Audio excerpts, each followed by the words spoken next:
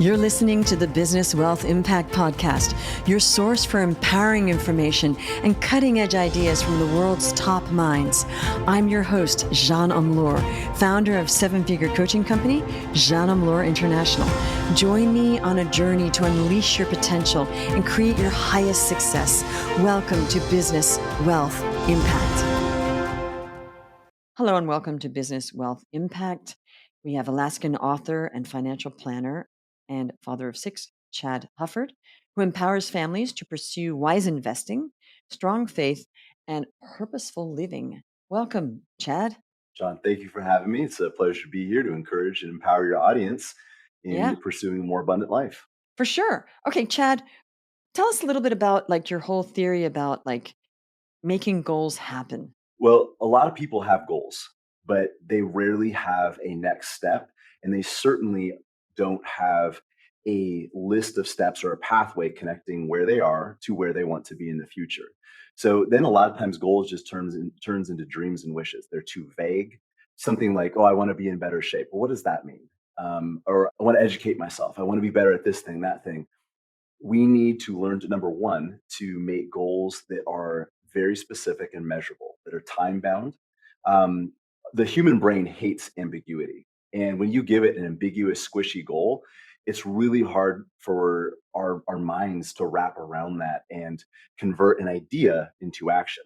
But the other thing that I think often gets us in trouble is we set these big goals like, I want to retire with $3 million, or I want to lose 20 pounds in the next year, or I, I want to read more, or something like that. But we don't really have a structure to make that happen. And when we set a goal like that, Jean, as you know, procrastination can eat those goals alive, because when I make a goal, like I I want to write a book. That really starts sounding like future Chad's problem. And I can kick it down the road. And I don't have to start the book today or tomorrow or next week. And pretty soon, months or years go by and there's no progress being made. So I think a big important part of setting goals, whether they're financial, health goals, your business, your relationships, is being able to take a big goal and bring it in to the moment in bite-sized chunks. For sure. For sure. Okay. Now you were talking about something that I liked, which was tolerance for ambiguity. What's that? Well, again, the human brain craves certainty. So a lot of times when, especially as an entrepreneur, and a lot of your audience, they run businesses, they are starting a business, they're wanting to start a business. There's a lot of ambiguity, and that's the reason people don't start a new business, is because Mm, they might hate their job, but they get a paycheck every 2 weeks. And mm, the paycheck, even if they're commission based, is still more consistent than owning a business. So a lot of people stay in a situation that they know is suboptimal because it's predictable. So often we trade away what is optimal for what is predictable. And I mm. think whether it's in investing or in any area of your life, especially in business, being able to tolerate the unknown, to be able to step into a season of ambiguity with a written, documented plan, knowing that that plan is probably not going to survive first contact with reality. You will have to adapt and revise that plan, but you step forward anyway. We talked a little bit offline about this idea of waiting for perfect. Well, perfect Mm, is a unicorn that never shows up. And mhm. we have to take our best plan and move it forward and then adapt and revise that plan as necessary. Yeah, if I waited for perfect, I would be nowhere. I would not be where I am. And I'm going to share something with all the listeners. I didn't have a written plan when I started my business. I had nothing. I just went fist flying forward, got a coach. There was no written plan. There was no business plan. That was just do this thing. Because to me, to have a plan, well, what's my plan? Get clients, get a coach and get clients. That was my plan. I didn't write anything down. She helped me with the mission and the vision. And to be quite honest, I found that to be hopeless. I thought, okay, I already knew what my vision, and writing it down, I guess it was a little helpful. I wasn't a big fan because I didn't think that a solopreneur that's just starting their business and doesn't have employees, yes, you need a vision and a mission when your business gets bigger. When it's just you and self-mastery, do you really need to spend that time? I didn't even do that. And then when I did it, I just thought, gee, I just lost a week where I could have been getting clients, literally. And I never looked at that again. my mission and my vision. And I was like, is this so important? I know I want to coach people. I know I want to help people. And I knew it within my brain. So even though I am somebody, we were just talking about this too, I write everything down. Sometimes I feel like people spend way too much planning time. Now this is very controversial what I'm saying, because they're all about planning and the plans, and I got this plans, and I spent a month, and I'm just thinking sometimes maybe you could have spent a week planning and 3 weeks of actual, doing stuff. What's your thing?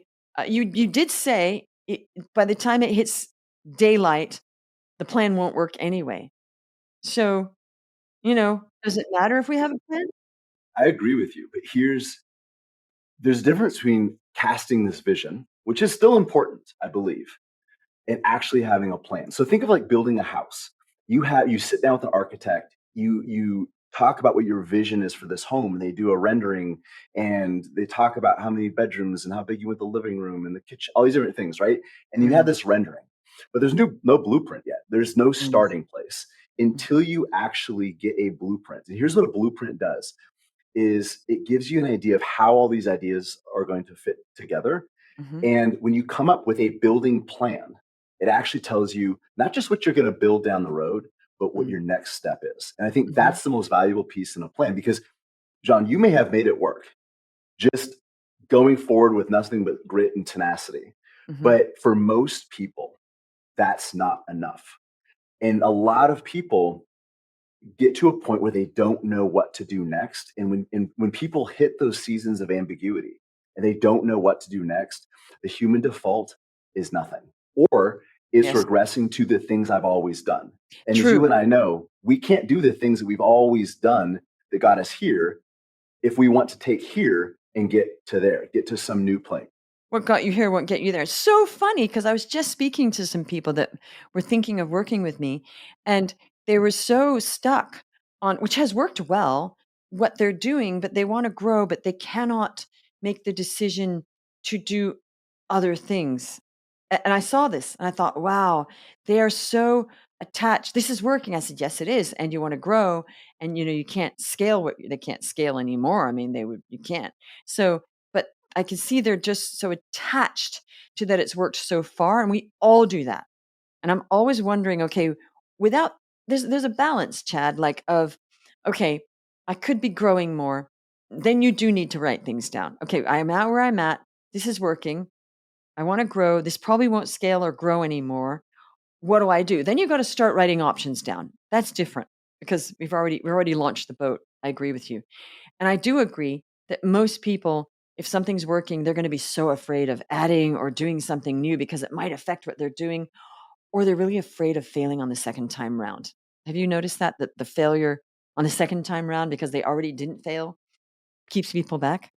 Absolutely. And it's again going back to that tolerance for ambiguity. And I think one of the things that has helped me and has helped a lot of the people I know that have started successful businesses is turning an objective into inputs. So a lot of times we focus on the outcome, and that's where fear of failure can come in. And my encouragement to your listeners is to think of setbacks and failure as simply experiments. So Mm, for those of you that don't know, and Jean, I'm sure if we talked about this, but I have a degree in biochemistry. mm, So I performed thousands of experiments in another life. Now, those experiments were well thought out, they were well planned, I was prepared, but they almost never went the way that I wanted them to. Now, outside of chemistry, we would look at that and say that's a failure. That mm, experiment, we did not get the outcome we wanted. Here's the difference. Every experiment, even though I had a plan, I had an objective, and I had a process that I followed, I went into that not looking so much at the result as what I could learn from the process. And I mm, think is if entrepreneurs adopted that same mindset, I'm stepping into ambiguity. I'm going to commit to my plan. I'm going to execute it because you can educate and plan all day long, but if you don't execute, you're not going to get anything done. mm, I've always told people that education without execution is merely entertainment, and sometimes a lot of mhm, people are talking about planning and learning. What they're really doing is just entertaining themselves. Anyway, mhm, that's a whole other conversation. But going back to the experiment idea, it wasn't that I went into this willy nilly. Every experiment was there's a lot of time and intention. but I wasn't married to the result. I was very interested in the process and what I could learn from it. And I've taken that same mindset into running a business. We were talking about some things just the other day with my team. All this money we had spent on these different things, like they didn't work that well. But you know what? That's okay. What did Mm. we learn from it? It wasn't a failure. We can take what we learned and apply that knowledge to maybe a new path. Maybe we tweak it, but that's how entrepreneurs grow and scale. Otherwise, you get stuck. You might be successful, but you're not growing. You're not any better. And John, you and I, we've both met a lot of people that say, "Yeah, I've got 20 years of experience in this industry." You get to talking to them, you're like, "No, you've got 1 year experience that you've just done 20 times. Like you're not." That is so funny you say that because they did studies of surgeons that some of the surgeons that had the most experience were not better surgeons because they learned something and they just did the same thing over and over. But other people kept researching and actually got better. And I think the only way to do that is to force yourself to be in new situations. Force yourself to adapt to new variables. Put yourself in the midst of a problem you've never really faced before. That's There's no growth that happens inside a comfort zone. And you might find yourself right now running a business and it seems like everything's going well. People say, "Hey, you've really hit your groove. You're in a groove. You're doing great." The only difference between stuck in a rut and being in your groove is how long you stay there. And if you Mm. stay in that groove too long, pretty soon you'll be stuck in a rut. So that's so interesting. Did you say you're a microbiologist? Biochemist. Biochemist. Okay, I always mix those two. So what got you into wealth planning, financial planning? So I went into biochemistry to get into medicine, and ultimately the plan was to be a surgeon. And as you know, there's not a lot of work life balance, especially in the early years of that career. And in my senior year, finishing up my biochemistry degree, I met the woman who's now my wife and mother of my 6 kids, and realized very quickly what she wanted was a husband. She wanted a family. She wanted to raise kids together. She wanted a father, or she wanted kids and have a father there, not out at the hospital. And I had to pivot, and I had a great plan, and the plan was working, but I had to pivot. And I took everything I had learned growing up in the household of somebody who raised me in the financial industry and applied that to this new path. And as you can tell, I still use examples and experiences from my chemistry background into financial planning. But it was a big pivot and one that I'm grateful I made. Right, because you saw that this was not gonna go well, and you were actually pretty intelligent to look ahead and say most people don't do that. They just say, "I'm on this path and we're all gonna work it out," but we all know that a lot of surgeons burn out, they have terrible marriages, the kids never see them, but they love it. They're addicted to it apparently. That was the thing. So two surgeons, won't name their names, but there's I had several mentors, and I think mentors are extremely important. Whether you think with coaches, mentors, whatever, counselors, but two people, independent conversations, both told me after I met Tiffany, my wife, they said, we know how you operate, Chad. We know how you're wired. You will love medicine, but your wife will hate it. It will consume you and you won't even care because you'll be so into it. And one of these guys had sacrificed his family, his health. He had a great career from a physician's standpoint, Yes. but he had sacrificed way too much of his outside life to get there. And he said, "I can see you following in that same path. Just be cautious and careful." And Mm, that really stood out to me, coming from somebody who knew my strengths, knew my weaknesses, and who had accomplished a lot as a surgeon. mm. And in seeing maybe even a younger version of himself and saying, "You're on a pathway that might take you in a direction you don't want to go." So that's a huge decision and one that worked out, and not many people do that. You just said, "Okay, this is what I want. That's not going to work. Change it all up." And you've become a very successful financial planner. So that's amazing. So what else have you learned from the mistakes you've made? Again, I think looking at mistakes as opportunities to learn has allowed me to focus on more inputs and not outcomes. In the Mm, sense that I can't control the outcomes. I might have an outcome. I want to raise revenue a certain amount. I'll just give you one very specific example that I think a lot of your listeners could benefit from. I had certain goals and quota for how much new business I wanted to bring in. And what it really came down to, I'm looking at, advertising, and this is early in my career. So I didn't have a lot of money for marketing, which was good because it forced me to look how to work harder and smarter rather than just throw money at a problem. Mm, And what it really came down to is like the only way for me to experience more more appointments, have more people I'm sitting down with. Because let's face it, when you're talking to almost a complete stranger, saying, "Hey, Jeanne introduced us. She said that that we should talk. And how would you like to entrust your family's financial future to me?" That's not a high success rate conversation. And I was trying to craft my message and how can I say it better. All those things are important. Don't get me wrong, but I was thinking, if I could maybe have a better hook or tagline or a little bit nicer website or whatever the thing is, mm, maybe I can increase my conversion rate 5%, 10%. It's marginal increases. But if I doubled the amount of people that I talk to, then I would at least double my success rate. Now, in the process, I'll probably refine mhm, my presentation and mhm, how I articulate things and get better that way. But right off the bat, if I call twice as many people, I'm going to probably get twice as many appointments. But what that also means is what also meant is I had to double my rate of rejections.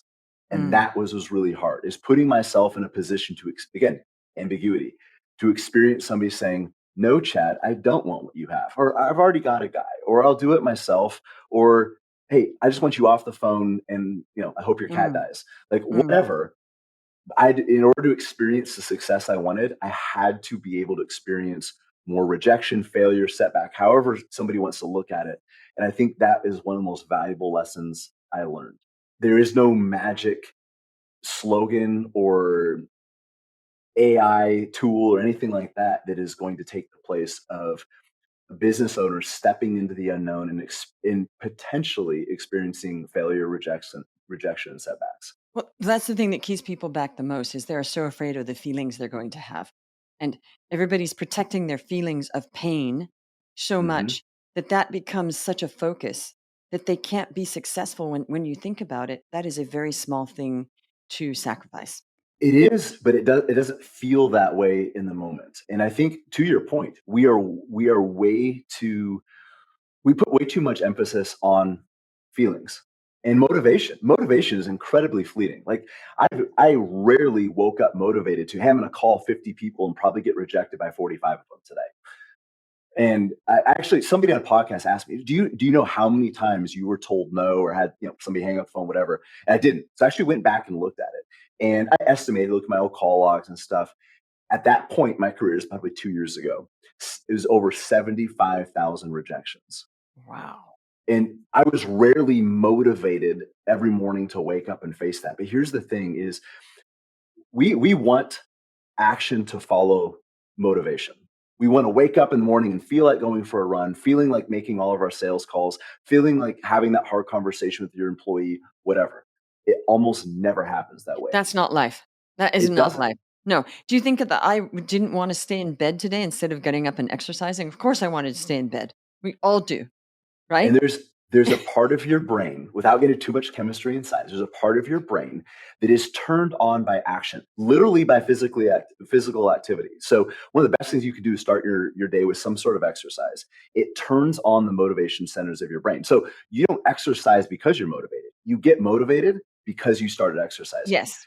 You get motivated to make those prospecting calls because you started making the prospecting calls. So the action has to lead, the motivation and the feelings follow. So I think to your point, John, we need to be less concerned about what we feel like doing and commit to the thing that we said we needed to do and let the feelings follow. Absolutely. And by doing, I always say you have to make deals with yourself. You have to say, okay, here's an agreement. Today, I'm going to like, I didn't want to get on Facebook Lives when I was coaching. When I got online, I was already at 30K months, just figured that out. And everybody was saying, why don't you do Facebook Lives? You would be great. And I didn't want to. I thought this is pushing too far past my introverted kind of like thing. Even though I used to be an actress, it's different being yourself.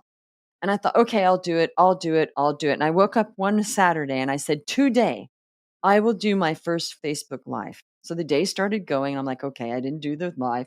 We were in IKEA with my kids and they were playing. It was 6 years ago or so.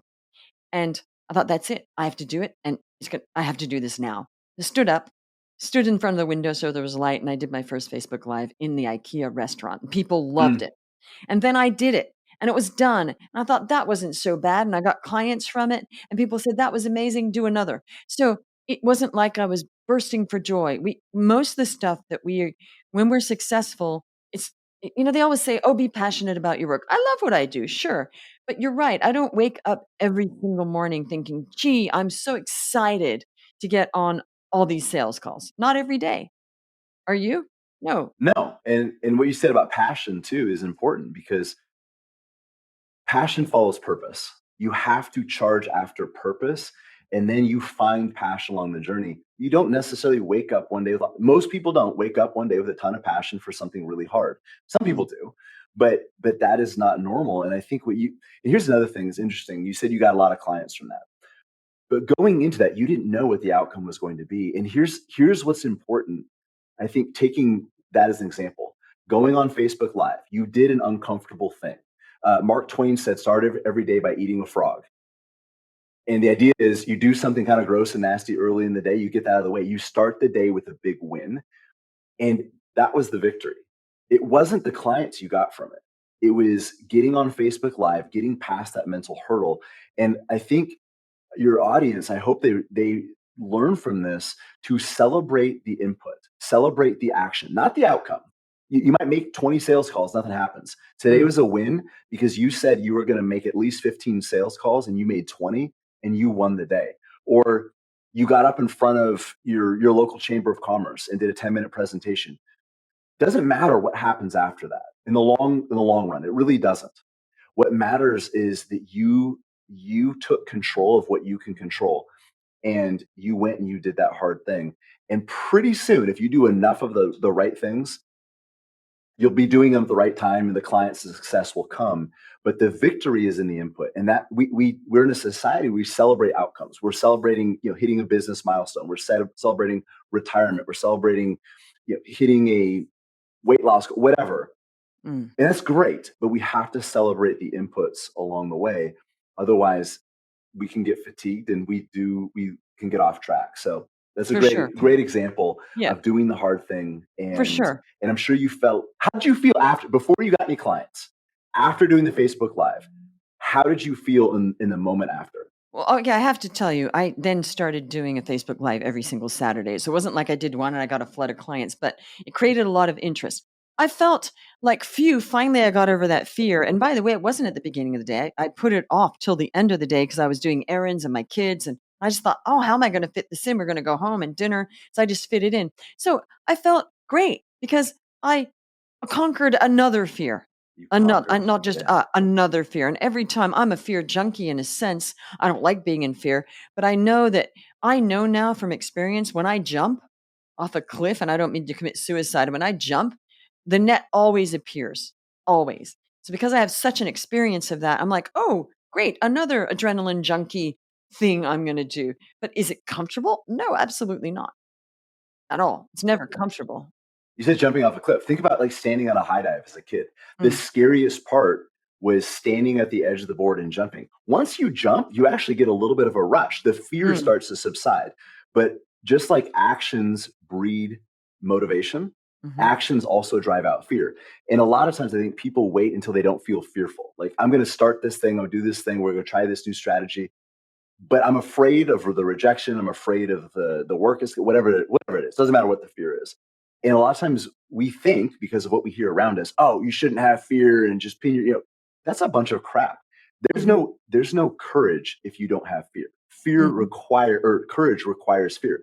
You're not taking a brave action if you don't feel fear. That's just reckless. You don't want to follow somebody into battle that can't feel fear. They're going to get you killed. Fear is okay to feel. We just have to be careful how we respond to it. And what you did is you responded with courage. You did what you didn't want to do because you knew you had to and you had committed to it. That's true courage. And if we're waiting for the fear to subside, it probably never will. And that's where we sit stuck on the sidelines of our own life. You are speaking my language because I always talk about just taking action while dragging your fears behind you no matter what. And it's so funny. I just wrote a post today all over social media about courage being the focus, not getting rid of fear, because fear will always be there. It's about having courage. And I don't think people write enough about that. Like, you can't get rid of your fears. Who cares? Take action anyway. Well, Chad, this has been great. Thank you for coming on the show. What's one thing you want to leave people with as far as mindset or philosophy? I just want to remind people, in a world where so much is focused on things that we can't control. I mean, just in the financial world specifically, it's, everybody's watching interest rates. They're watching, oh, what's this new tax bill? What's the world economy doing? What's going on in Israel and Iran? All that stuff, does it matter? Yes. Can you control it? No. And everything we've talked about today is about agency. It's about taking back the agency in your own life, being responsible for your actions. And I just want to encourage people that you can step back into the driver's seat of your own life. You do not have to be a passenger. You can't control everything. You can't control the potholes and the weather along the road. You can control the direction you head, and you can control whether or not you move forward along that direction. Great. Okay, thanks for that. Thank you for listening, everybody. If you like this, please write a 5-star review wherever you are hearing this, and we will see you on the next show. You're listening to the Business Wealth Impact Podcast, your source for empowering information and cutting-edge ideas from the world's top minds. I'm your host, Jeanne Amlour, founder of seven-figure coaching company, Jeanne Amlour International. Join me on a journey to unleash your potential and create your highest success. Welcome to Business Wealth Impact.